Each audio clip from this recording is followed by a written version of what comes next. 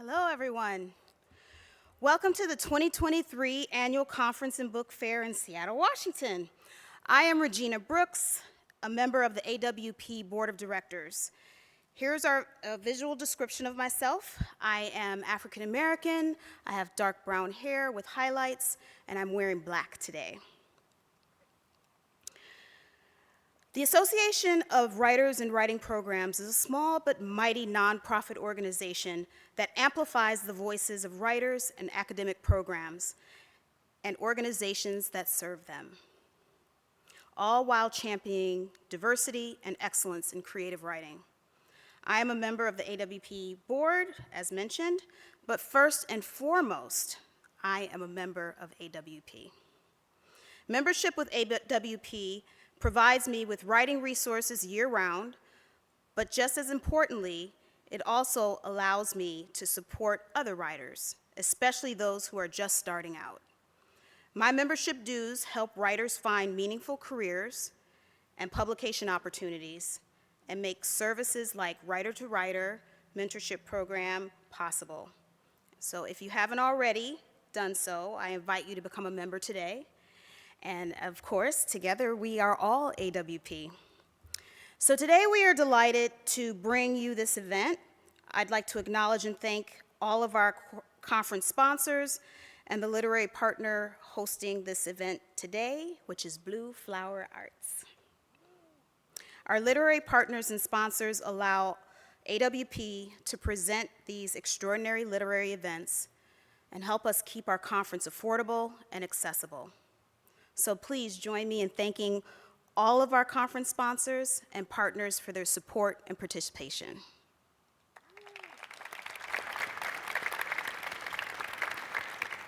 Thank you. So before we start, I do have a little bit of housekeeping to do. Please silence your phones. Remember, there is no flash photography allowed during the presentation. Respect seats marked as reserved for attendees with accessibility needs, and usually those are up here in the front. And please give our authors about 10 minutes after the presentation to get to the book signing table before approaching them so that they have an opportunity to sign your book. And lastly, we ask that you please be aware of your fellow attendees who may have disabilities and help AWP be more accessible. Specifically, if you see a barrier to accessibility, let us know by calling or texting our accessibility hotline, and the phone number is 240-269-6635. Please also be aware of those with invisible disabilities, and do not question someone's use of an accommodation. So thank you, and now it's my great pleasure and honor to welcome Anya Backlund, who will introduce this fantastic event.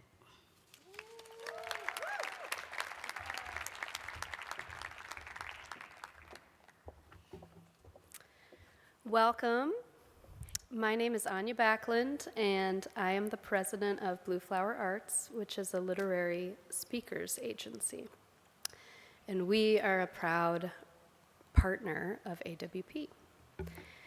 I want to thank everyone at AWP, and especially Cynthia and Colleen, who's working very hard today to make this event possible.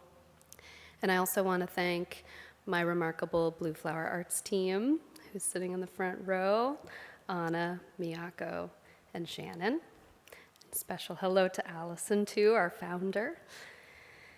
But most of all, I want to thank you all, the writers and readers gathered here in this room, in this city. This is the genius of AWP. It's an opportunity to gather en masse, to come together as a literary community, to talk craft and nerd out and meet our heroes. And today we will hear from 3 Blue Flower authors, Nana Kwame Adjei-Brenyah, Kwame Dawes, and Chigozie Obioma.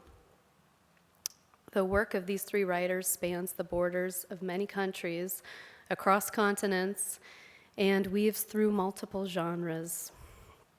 Nana Kwame Adjei-Brenyah, whose hotly anticipated first novel, Chain Gang All-Stars, is coming out in May, has already established himself as a powerful storyteller and satirist with his award-winning and New York Times bestselling story collection, Friday Black.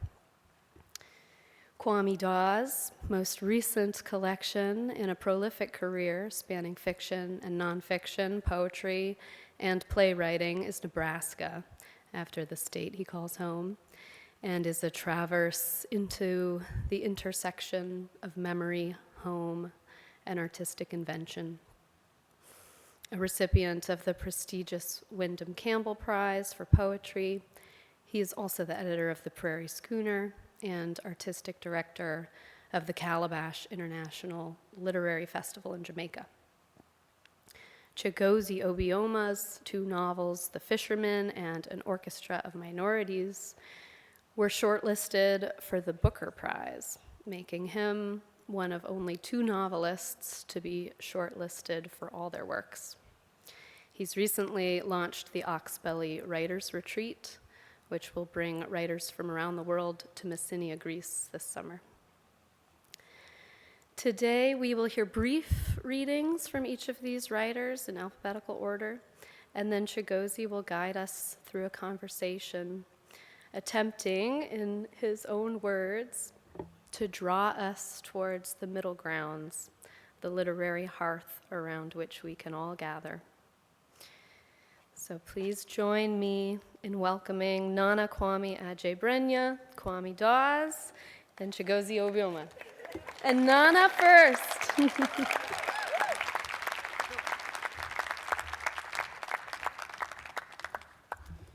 Thank you so much, Anya, and thank y'all for being here.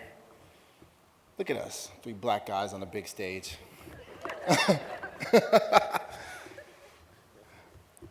I'm going to read just the shortest story in my first book. I saw how Anya emphasized brief, so I'm going to do that. It's called Things My Mother Said. It's about things my mother said.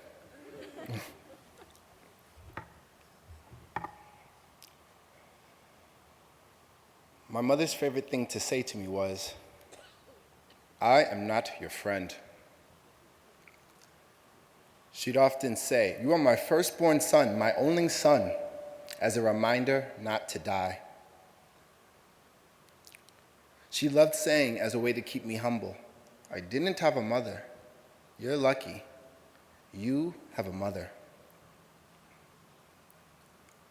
When the TV went dark, my mother said, "Good. Now you can read more." Then our house at the bottom of a hill lost all its life. Gas, water, electric. One day I came home to the warm smell of chicken and rice. I hadn't been able to steal a second burger in the cafeteria at school that day. My stomach whined. At home, the fridge had become a casket bearing nothing. The range and oven had become decorations meant to make a dying box look like a home. Hunger colored those days. "Where is this from?" I asked, already carving out a healthy portion from a worn gray pot. My mother pretended she didn't hear me. She was studying the pages of her massive white Bible at the kitchen table. Wide sheets of light pressed through the window and draped her. She spent her days reading that big Bible. Its pages wore to film as her fingers fluttered from psalm to psalm. She'd be asleep by the splash of dusk. I, on the other hand, would be up for hours, trying to do homework by the blue glow of my cell phone, clinging to its light until it died. At night, hunger and I huddled together. I'd fall asleep thinking, one day I would change everything. That afternoon, I ate the chicken and rice. It tasted like pepper and smoke. "How did you make this, Mom?" I asked again. She looked up from her Bible. "Dieu, did you pray over your food? Did you say your psalms today?" I ate the food quickly, greedily. I chewed the bones till they splintered in my mouth. Another thing my mother often said, "You are the best thing that ever happened to me." Later, when I was in the backyard, hesitant to return to the dying box as the sun dipped away, I found a patch of charred grass and a small circle of blackened stones and pebbles. An ash moon branded into a sea of wild green grass. I touched a gray rock, partially blackened by flame, to see if it was still hot. I felt proud and ashamed. For the record, I know I was lucky. I know I am lucky. I don't think you're stupid. I know I'm not your friend. I hope you can be proud of me.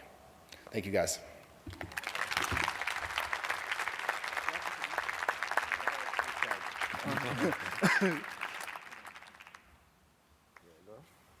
No, it's yours. Yeah.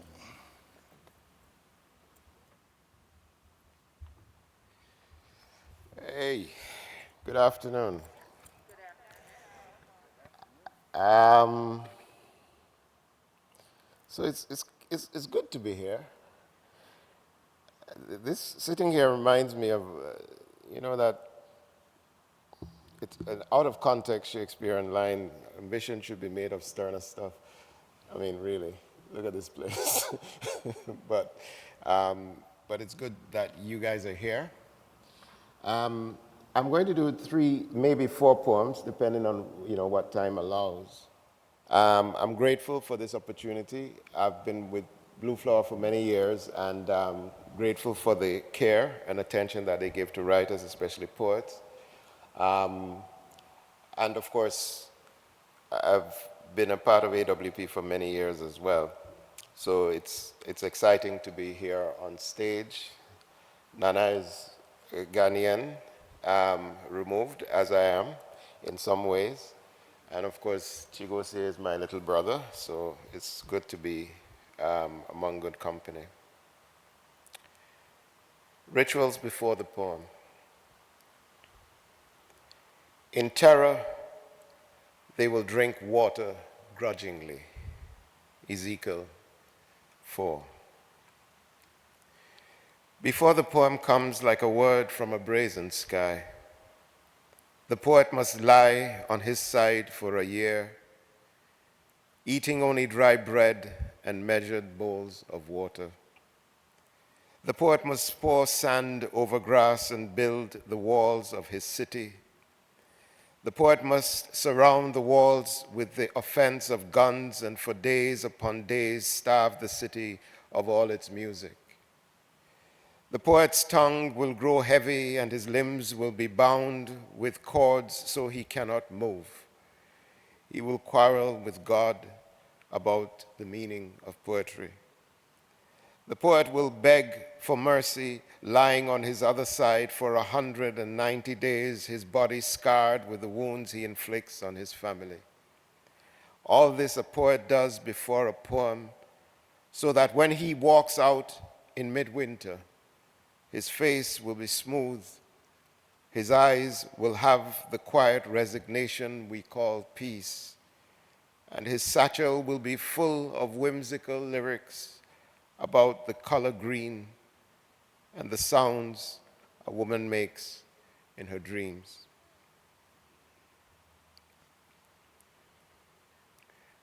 The next poem is called African Postman. Some years ago, I was in Ethiopia to do some work with the BBC on Haile Selassie. And part of that trip led me to Sheshemani, that Selassie had ceded, cut out a place in Ethiopia for Africans of the diaspora. He had certain rules and regulations about who should go there. I think Jamaica was not on the list at the time, but the Rastas eventually made the case and got in on that. And one of the men I met there was a Rasta man who had been there for many years. His name was Solomon Ephraim Wolf. This poem is called African Postman. Son, who is that? Is the African postman, Daddy. Burning spear. East from Addis Ababa, And then south, deep into the Rift Valley, I can hear the horns trumpeting over the flat-roofed acacia trees. See African women bend low with wood heavy on their backs, and the cows, goats, donkeys, mules, sheep, and horses snapped into obedient herds by sprinting children, moving along the roadside. Life happens here. I'm traveling to the land I have heard about, Sheshemani, the green place, 500 acres of jazz benevolence, and I know now that I long to hear the rootsman tell me now how, despite rumors of his passing, the Natty keeps on riding, keeps on standing in the fields of praise to hold on to the faith of roots people. Brother Solomon, you put the name Ephraim on your head and carry the face of the true Rasta, the face of an Ashanti warrior, eyes deep under heavy lids and your skin tight as leather, blacker than black. I have met you before on the streets of Kingston, there where you trod to the hiss and slander of the heathen, you, Natty Dread, gathering the people's broken minds into your calabash. You carry it all, tell them, return to the roots, the healing shall take place. You are burning spear's voice in the fields of Teph. You tell me of the prophecy of Marcus, and I listen to you through the phlegm, through the gruff of your voice. Then suddenly when I ask about the passing of the emperor, you rise up like a staff of correction, your voice reaching back to the mountains, your warrior self, your yardman greatness, and you speak a mystery of those who have ears but won't hear, who have eyes and won't see. And I know that this dread will one day stand in this soil and find his feet growing roots, that soon the earth will be darker for the rival of Solomon. Let the heathen rage. Let the doubters scoff. Let this Ghanaian youth whose eyes have seen the face of Jesus Christ, let him too sit and marvel at the faith of the Natty. For this African postman has forsaken father and mother, and has come to stand before his imperial majesty to call only him father, so that the father might call him son. And the world will carry on its weary march, and the ibises will swoop in the Ethiopian dusk, and the smoke will rise from the wood fires, and the night will come with news that the rootsman, after 400 years of being told he is homeless, has come home.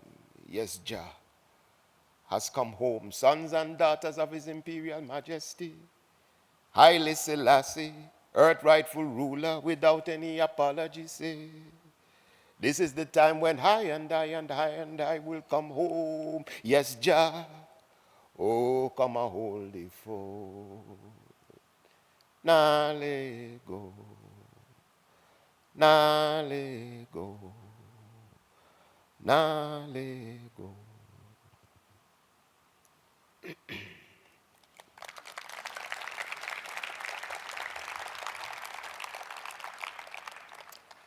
So I was born in Ghana, in West Africa.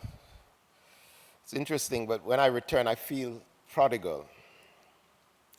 And yet, I have this peculiar notion that when I die, I probably don't want to be buried in Nebraska. Because I get this thing that people will be saying, what are you doing here? Like, who are you? But I feel if I'm buried in Ghana, maybe in Jamaica, they'll say, welcome. We've been waiting. The prodigal dialogues with the land. 1, Cape Coast. And this is in the voice of Cape Coast. I am a city in translation. What I say to you is not in the language I carry. You will never understand the pidgin of my soil because you are always a foreigner. It is true that your grandmother's bones are interred in me, and I know you hope that by returning to me you will hear her speaking. And there is a part of you that must know that even more desperate people have come asking for some sound to carry through. At least you know the name of this town, Cape Coast. You know that I was named by white people, and that those white people have left the noise of atrocities here so that when those who have come back after year Instead of speaking of the drama of the ocean beating against the shore, instead of the shouts and songs of the fishermen dragging their catch across the dark sand for the women to collect and take to the market, instead of the clubs, the high life, the scent of bread baking at night, instead of the deep forests that reach the edge of the sea and the way the sunset falls over Elmina, instead of this, all they can talk of are the ones who were collected here and taken across the waters, only to return as interlopers, people with foreign tongues who do not understand the language we have been speaking for centuries. We are Akan. We are warriors. We are the broken companies of the Ugwa. This means nothing to you. What you know is the smell of soap and algae in the gutters and the way that salt and brine in the lagoons thickens the air, the addiction of akara, the tart heat of pepper and the tumba of the mortar and the pestle in the familiar sound of heart and breath. These are the things that you will talk about, places of nostalgia of home, but all places know themselves by the blood that has been shed there and sadness that will always haunt the laughter of this place.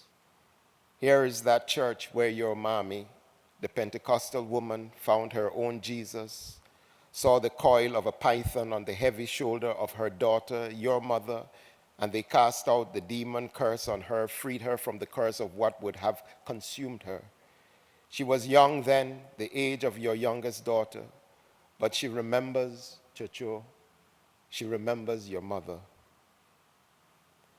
And this is my reply, Kwame.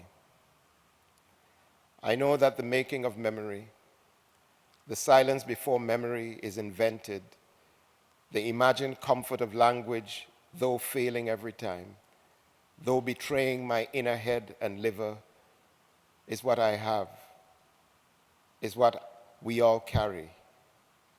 I lied when I said I found the translation of this island, this land into something like a nation or home or comfort or the spirits of ancestors. I lied, and still I will say to you who stand at the head gates of this village, tell Mommy, her grandson, the one she teased, tell her he's asking to be let in, and he's craving her fresh baked bread. I'll do one more, or done? One more? All right. Thank you. Last poem, Issue or Ambition. I'm always straddling that Atlantic. Robert Johnson walked to the crossroads, the place where the spirits chatter, and there he met a large black man. Some called him Satan, some called him Legba, some called him Blues, but whatever he was, he took Robert Johnson's guitar and he played it well. And when Robert Johnson returned to the land of the living, the small towns, the juke joints, the bars, and the fields of elation and suffering, he was transformed in ways that let folks know he had left something behind with that big black man. It bears saying for the sake of this poem that Robert Johnson is me, though my triumph was to leave the crossroads intact. No one offered me the genius of hot fingers. I waited and the black man set the guitar down, walked away with his bow legs and strut, tossing back that thing out of tune. So that was that. Back in the square, no one turned their faces from the glow of me, just a few polite nods and the dogs mooching along with their doggy life, as the ancients like to say. And me, I returned to my hut and sat and watched the world pass me by, my heart thick with love in search of a home. Perhaps this is ambition, this persistent hunger. Today is a day of stomach cramps and hollow melancholia. It is the day of the interim, the slough between mountains, and this is what it must be. Thank you so much. Appreciate it.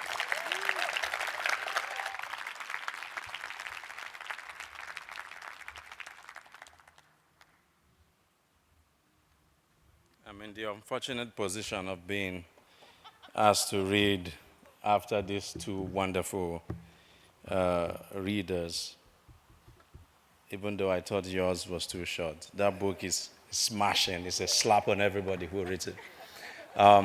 Well, thank you very much for the invitation, and thank you to Andy and the team at Blue Flower. I'm a new kid on the block with them, but you people have been wonderful. So I got sick and tired of reading my two novels, The Fishermen and An Orchestra of Minorities. But you have to buy a copy by the time we leave this place. So, and discover why I'm sick of them. So I happen to have a novel coming out next year, so I'm quite excited about it. And so it's called The Road to the Country. So two quick things to note about the book. So my mom, there's a tragedy at the center of my writing career, which is that my mother cannot read any of my books because she did not sadly go to school. In fact, not sadly, but I think she's one of the most intelligent human beings that I know. And the reason I say this is because the two books have come out or have been produced because of her. And the same is for this third novel. So when I was about 9 or 8 years old, I am from the east of Nigeria, and we went home for Christmas, the east.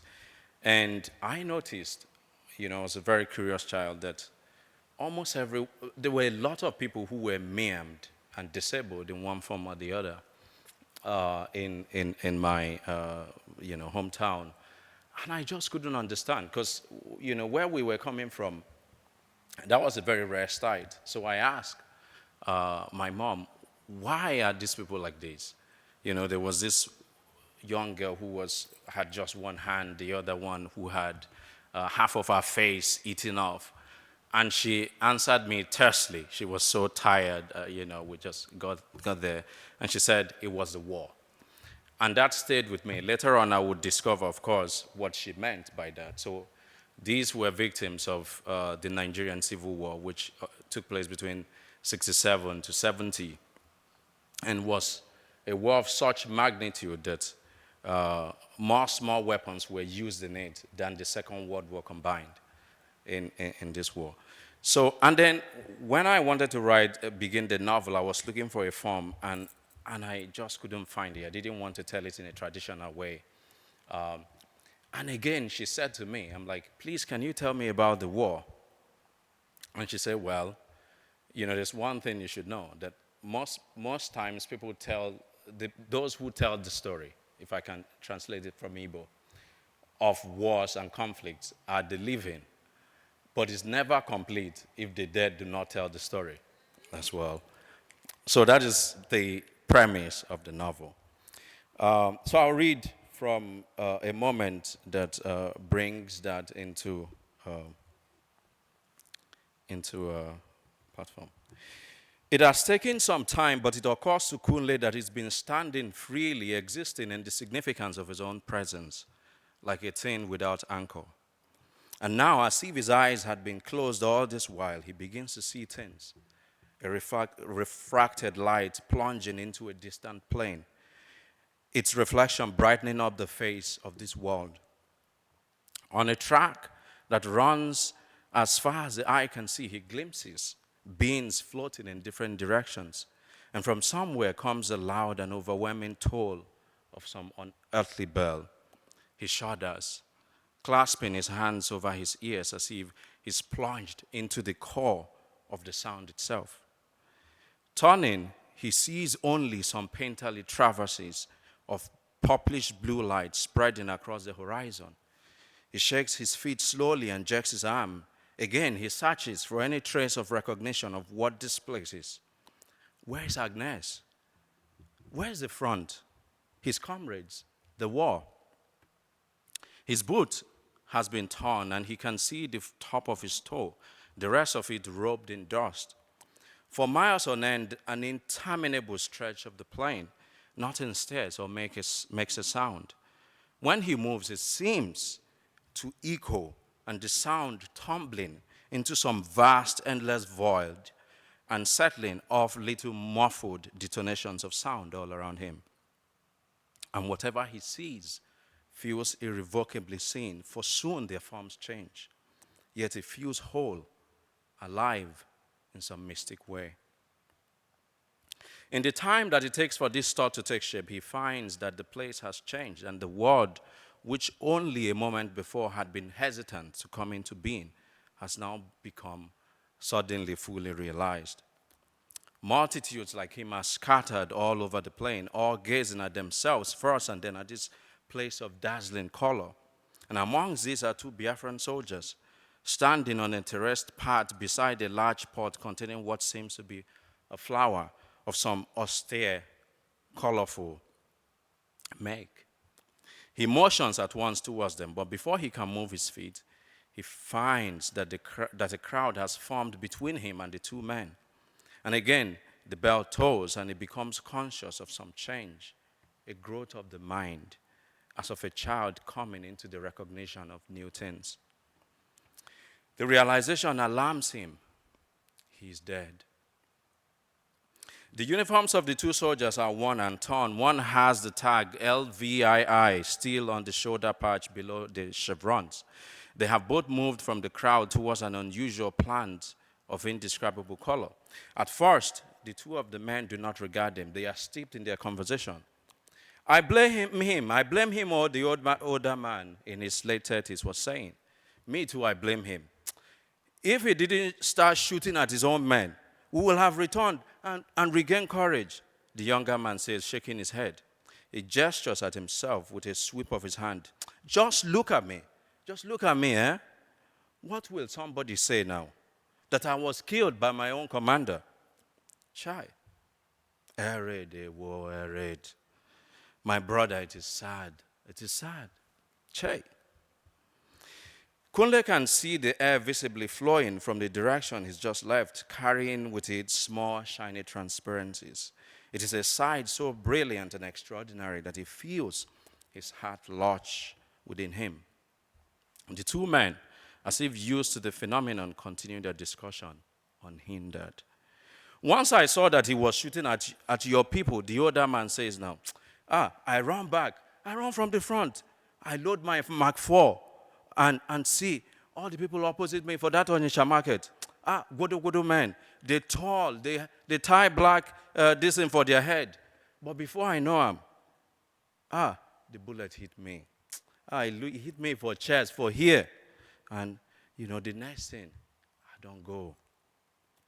The hole the man has just pointed at is large, like something shot through with a 7.62 millimeter cartridge used in a Brent light machine gun. Light stretches rod-like through it to the other side of the place, forming a small circle on the ground. Kunle remembers his own moment of death, how he'd fallen and how slowly black edges had grown around the field of his vision, as of darkness covering the face of a thing.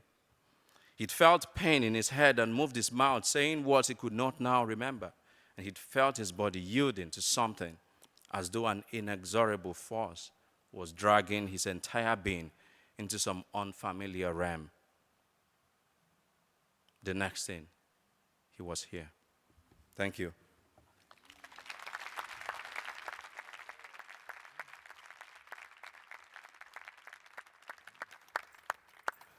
All right, so you can hear me, right? Okay. These guys work magic. Somehow I know. It wasn't talking there, but now I know. within the space of a second it is. All right, so I will. I have spent the past few weeks delightfully suffering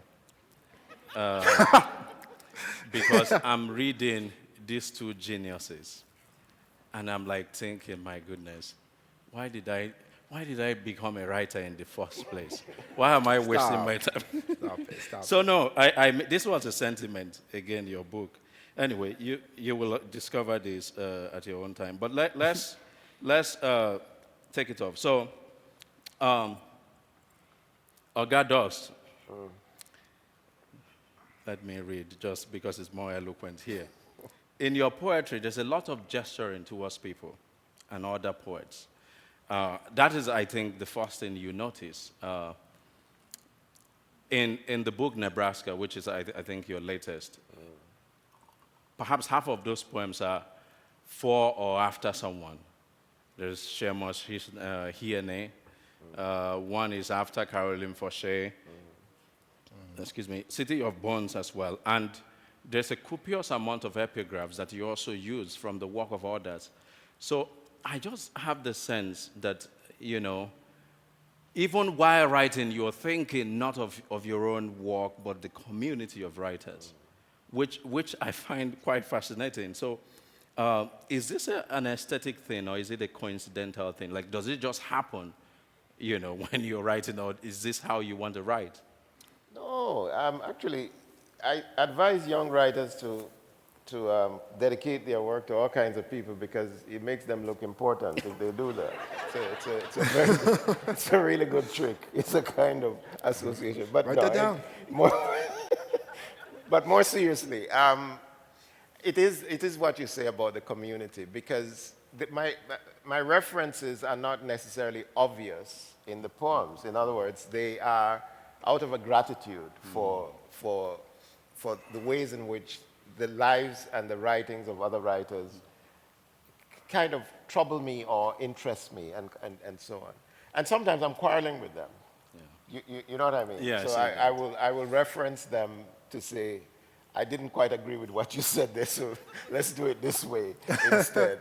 But I think you're right about my sense of being part of a community because after you've been in this thing so long, you learn so much from other writers and you are drawn by them and you spend a lot of time amongst them. So it's inevitable that is the case. There's no other way to think about it, yeah. And I don't think that there's any of your books that I've read where that is more true than City of Bones, which I think is an engagement with August Wilson. Almost as if each time you read a play or saw a play of him, you went back writing. Was that what happened? It's a little more deliberate than that. So at one point I've taught, when I was in South Carolina, I taught a massive course, a lecture course of 300 students, just taking them through the 10-play cycle of Wilson.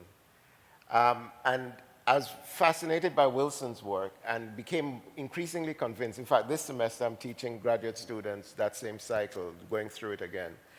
And I've been spending many years in the National Black Theatre Festival that happens every year. That used to happen every couple of years in North Carolina, in Winston-Salem.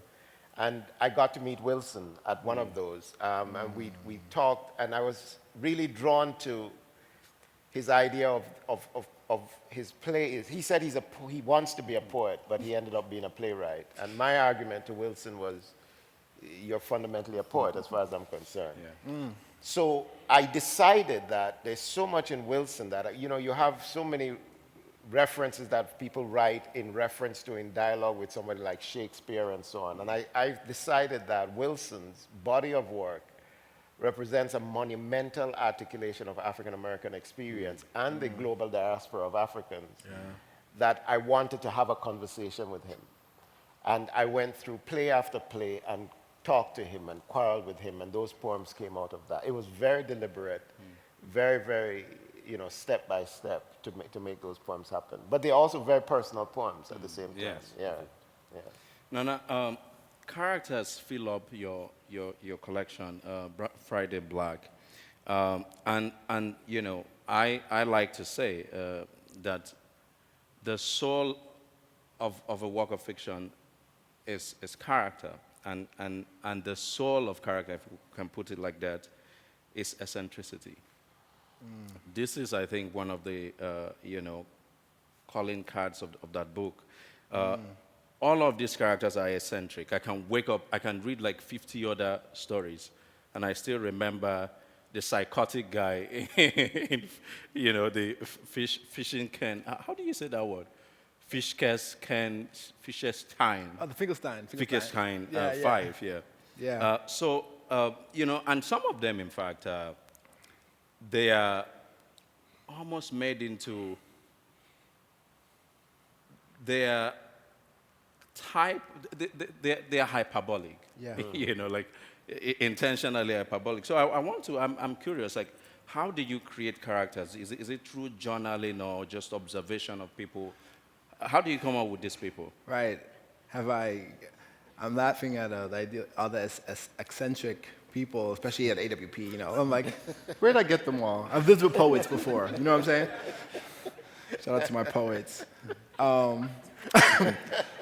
I think that we all have sort of those eccentric sort of like crazinesses, but I think the world like often like shaves those edges away, and often you get rewarded for being able to sort of like tuck that stuff in, and but I think we all have that. Yeah.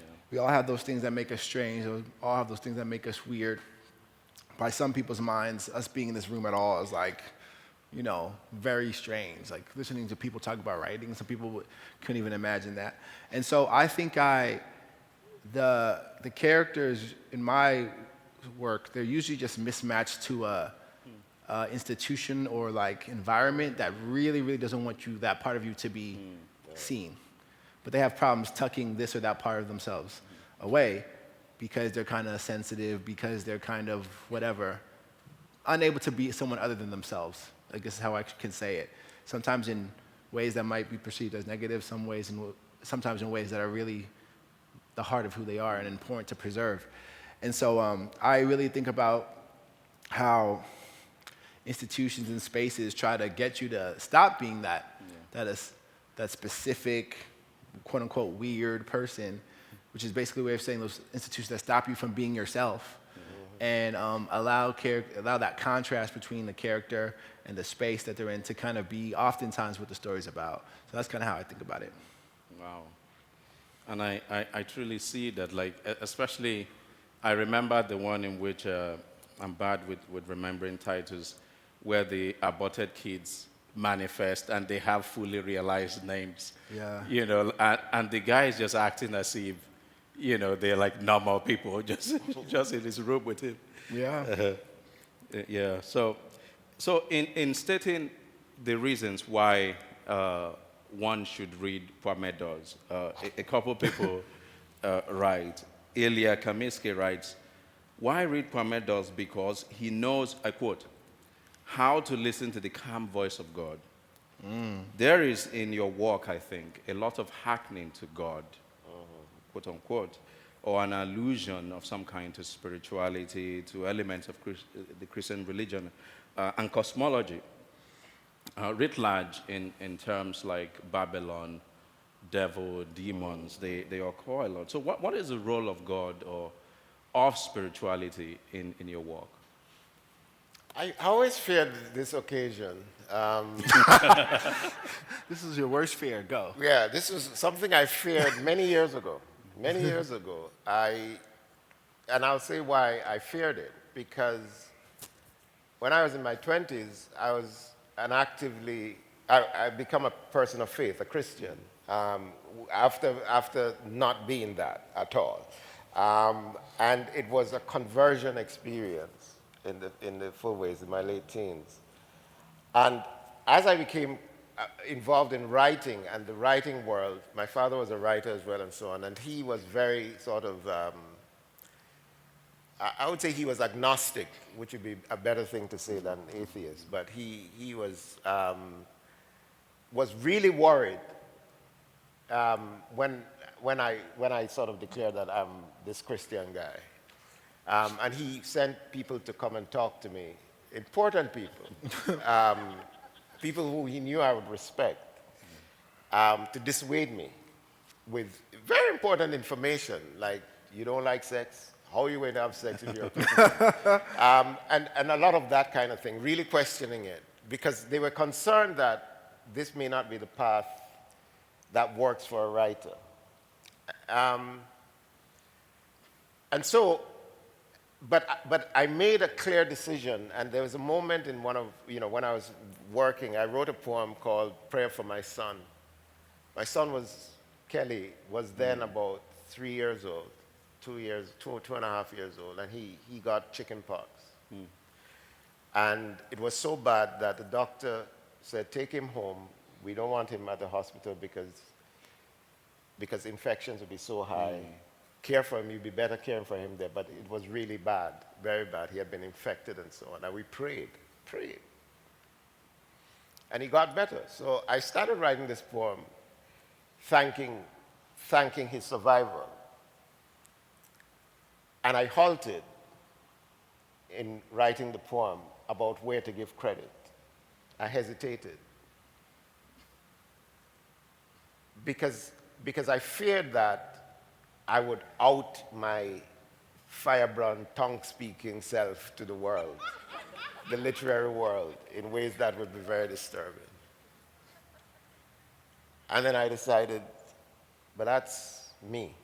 And I can't write a true poem without being true to that fact of my life, which is complicated, which is contradictory, which is volatile, it is not straight and easy, which has to contend with slavery, it has to contend with colonialism, it has to contend with and face and engage Rasta and face and engage things. It is a very complicated thing to say, I'm a Christian and a black man. But I had to contend with it. And I made that commitment to be truthful, even at the risk of being embarrassed or being questioned about it, a part of what makes me a writer. So you'll see it all over there in my work because c'est moi. I love the anti-missionaries that your father brought. It was like, do you like sex? And that was the closest I came to going. And you were like, you know what? They almost got you. They almost got you. They almost got it. They may have gotten you, though, Nana, because because yeah, You're right, but why do you say that? there's a lot of spirituality in your work. In fact, the one you read, what my mother told me, it brings to light the contrast or the paradox that we have, especially not just in Africa, but in African families and even African American families. You know, we are usually very spiritual. And, you know, the mother in that book is obviously from Ghana. Is a Ghanaian immigrant. And she carries, I quote, this, let's say, big white Bible. And prays over everything. So what is the place of faith and spirituality in your own work? It's such, when you were talking, it's such an interesting question and something I think we all have to think about. In some ways, writing and being an artist, to me, is kind of a faith practice, I think, in and of itself. But I also find it false to pretend like the example I give is like when the plane starts going like this, I know what I'm saying. I'm not saying like agnostic being, please. Like I'm Ghanaian. My mom, like I grew up in the Pentecostal space, like speaking in tongues, the full thing. I had the hands laid on me a bunch of times, all types of, not as doing bad in school, some guys pushing me down, which is like sort of traumatizing, but also I like the fact that probably every single day of my life, someone has prayed for me every single day. So for me, it's like, I think, so there's a lot of people who don't have the gift of identifying as an artist, right? And so it can be like weird. I think artists sometimes have this like weird condescending attitude towards those who have filled out that portion of their life with something else. That said, of course, we have to be aware of the mega evils that emerge from that space too. But also the mega evils that emerge from spaces that are not religious as well. So I think for me, like the where faith kind of pops in my work is in like that sort of deeply essential human desire for goodness, either for yourself or for others. And that is also, I find that to be present in the better parts of, in my case, it might be Christianity, but I also could find a lot of that same energy in just considering awareness and more traditionally Buddhist practices, and there's a lot of different things. But that said, all that said, that for me, like, the work is sort of a faith practice in itself. And when I'm like really in my bag, I feel like I'm getting like a download from somewhere, and I think a lot of us know that feeling. And you could use different language to talk about it, but that's what it feels like. So I guess the short answer is I don't know, but I feel like I'm like in a similar thing to you, but like earlier in the thing. I'm like, because I'm still in the place where it just feels so weird to fully identify with anything, and especially like I said, I've seen a lot of like wrongness come directly out of that same thing, but I've also seen like hope garnered in people who are otherwise hopeless. Yeah. And it's hard to just throw that away. And I think I guess maybe that's the answer, because hope is like a really, really important part of my work. Yeah. In some ways, that feels like faith. Yeah. I mean, I'm quite curious about that. In fact, the last time I was in Nigeria last year, I visited the biggest church in the world, built with gold. It's in a poor country. Like, in fact, where it is, I can tell you, like, almost nobody there, like, earns maybe $10,000 a year. Yeah. And, so I find it quite fascinating that these guys would build that elaborate structure in a place like that. So the stories in this particular collection are quite varied. There's a lot of, in fact, sometimes I feel like, I wonder while reading, what does a story like Lark Street have to do with the Frankenstein 5, or what my mother told me? So how do you come to, how do you make that choice as to what should be where and what makes a collection? It's a really good question. I kind of have I'll answer it first, but I was wondering something I will ask across the line of Kwame's in terms of question, different mediums, because it's so cool to like be working in those different spaces. But for me, I think I don't really have that much control over what I write. Like, I struggle to write. I do it very slowly, so sort of what comes out comes out. But I think that the through line is I'm usually interested in whether it's institutions or ideas or spaces that trick us into forgetting about our communal humanity. And so whether it's in Lark Street, I think I'm really thinking about the sort of violence of taboo and how like just not being able to talk about something creates a certain kind of pain, and also a certain kind of myopicness in maybe particularly males. In Lark Street, obviously I'm thinking about racism and the extrajudicial murdering of black people and how that's just kind of in the water in America. The things my mother said, besides just talking about like the fact that I love my mom, it's also me thinking about, hey, like that's interesting that these people who did everything sort of right had this one thing could go wrong and then you're struggling, and these kids are exposed to, okay, now there's no water in the house, now there's no electricity, which again to me is another type of violence. So I'm interested in all those sort of spaces, but I don't really choose it. It kind of just comes up. And for me though, I also, whether it's realism, not surreal, quote unquote, speculative, quote unquote, sci-fi, whatever it is, I kind of have this feeling that you got to make it real for somebody regardless. Yes. I remember I talk a lot about one of my mentors and professors, George Saunders. I would go to him when I was in MFA, like, should I be this kind of writer, like with this like realistic stuff, or should I do this kind of like weird shit over here? Or should I do like blah, blah, blah? Because I kind of, at the time, I felt like to be serious, I had to be like, there couldn't be all these ghosts and whatever. Which is weird because George Saunders was there. But yeah, I was like, should I do this, should I do that? Should I do this, should I do that? And he was just like, yes. And it ended up making me feel really powerful, because now I feel like that's kind of my thing. Like I feel like I can use both hands and both parts of my brain. But that's why what I was going to say to Kwame is I wonder how for you, when your idea is arriving, what is there a feeling of like, okay, this feels like it might want to arrive as a poem. This feels like it might want to arrive as, whether it's a play or whatever it might be. I wonder how you like translate that feeling into the space it's going to end up being in. Yeah, I think I can answer that very easily. The impulse is to make the thing. By that I mean, my impulse is not to write a poem about mangoes. My impulse is to write a poem. Yeah. And then I write a poem about mangoes. Yeah. So what is driving me? I want to write a story. Okay, what is it going to be about? The impulse is physical. It's tangible. It's not casual. But the impulse is, I want to make a play. Okay, let's see what I'm going to do to make the play. So I don't sit down with this idea and then say, what would I put it in? That's rare for me. Because if I did that, I would write far less, which would be probably good for people. I'm like, it might be identifying a problem for me. I'm like, huh.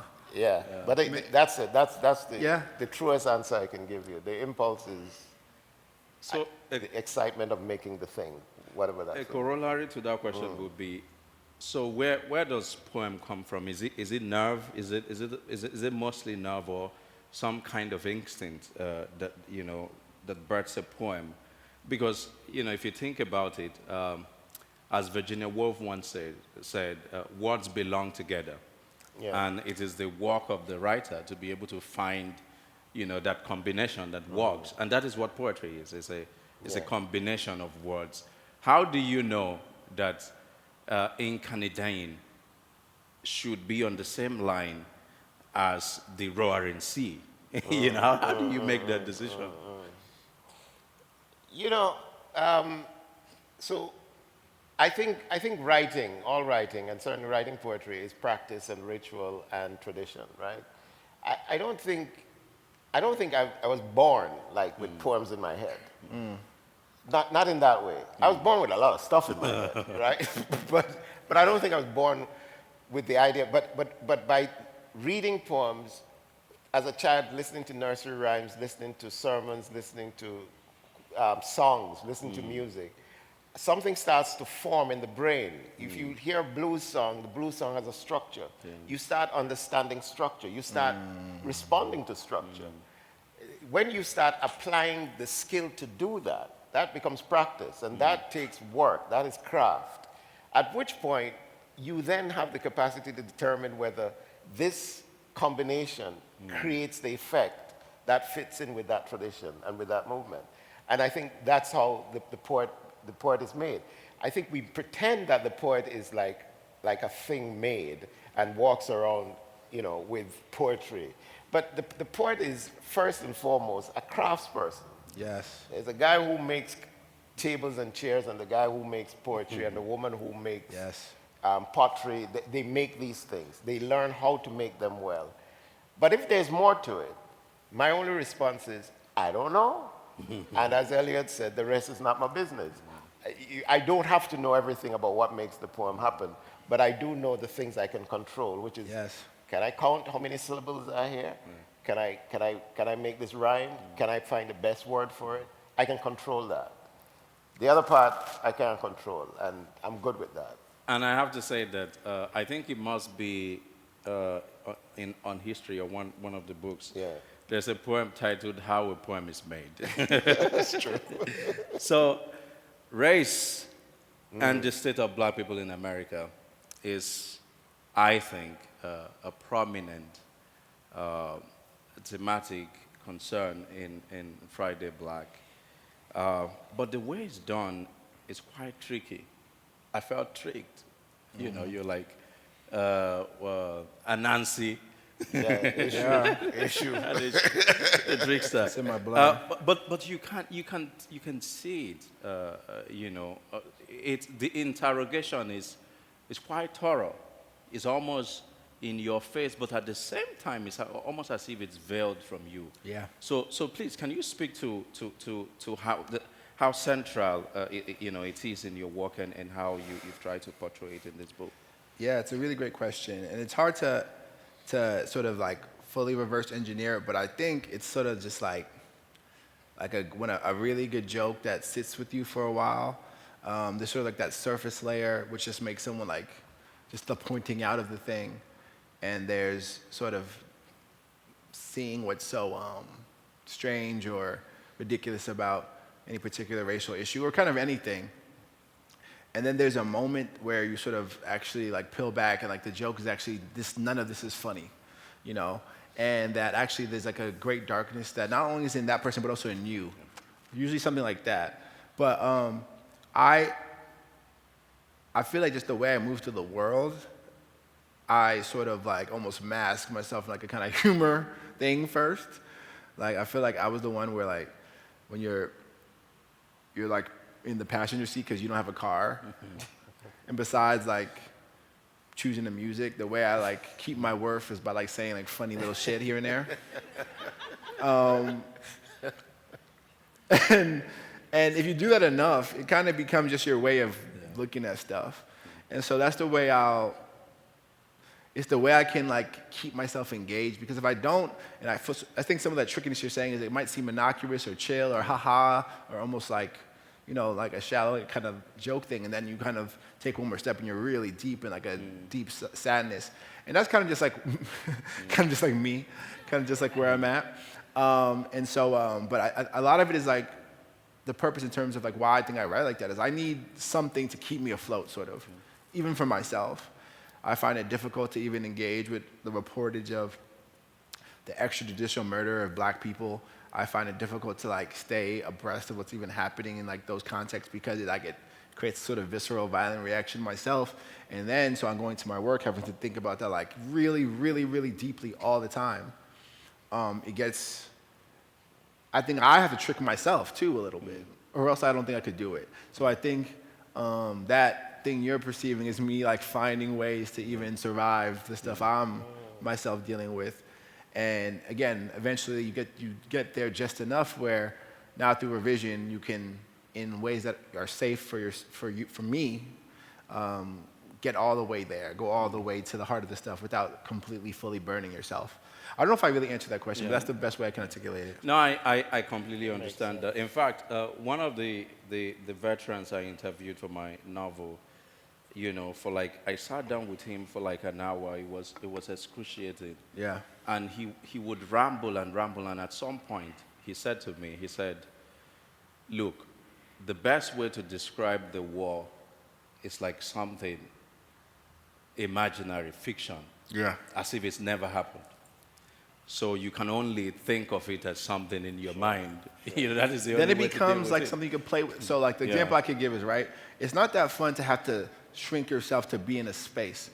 Yeah. And when we talk about code switching, we all are familiar with it, but there's times when the stakes are high, it's kind of like messed up to have to do that. And so, and I know there was a time where I had to do that a lot. And that is like it's not that, that's maybe a lighter example, but doing that a lot is like kind of like a violence, right?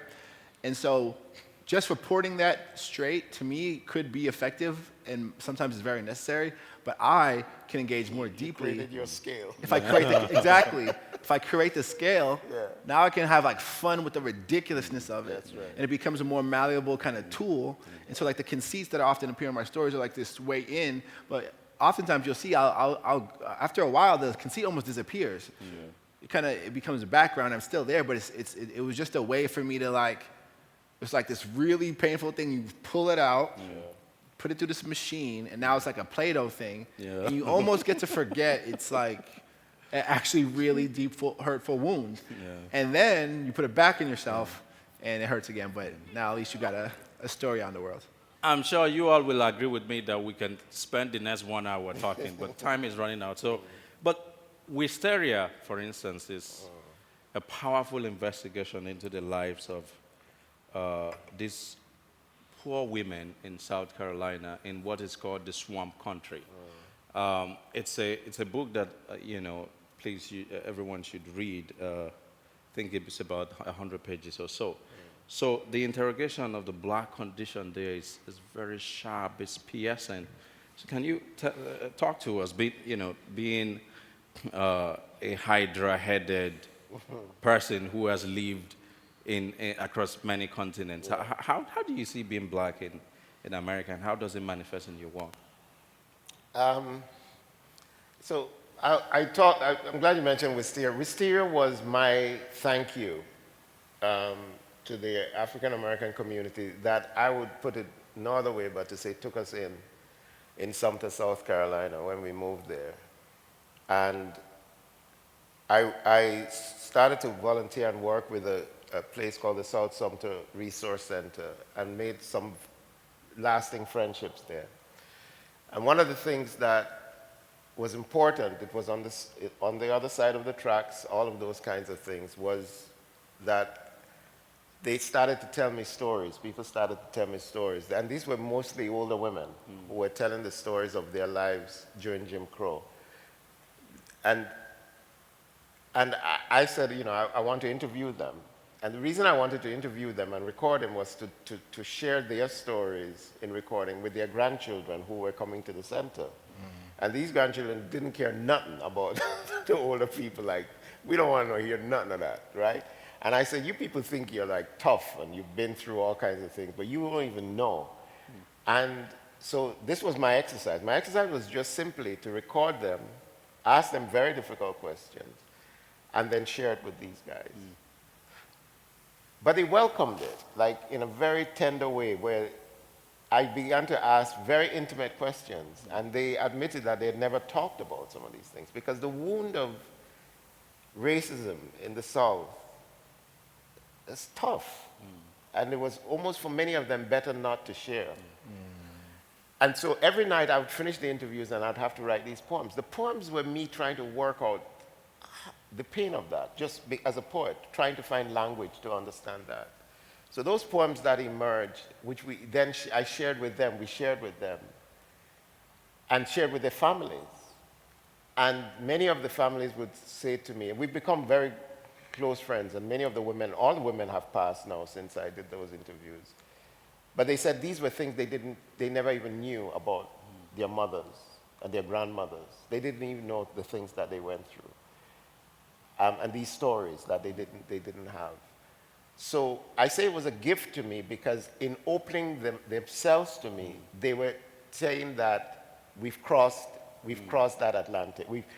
I've come into a space of family, which is not automatic when you come from the diaspora, from the Caribbean or from Africa into the African American community. And I learned to be quiet and listen and to understand our difference and then to find a space in there. So Wisteria to me represents that welcome and that sense of home and place. Yeah. I mean, and that is manifest throughout the other works. I think this is quite true. There's a certain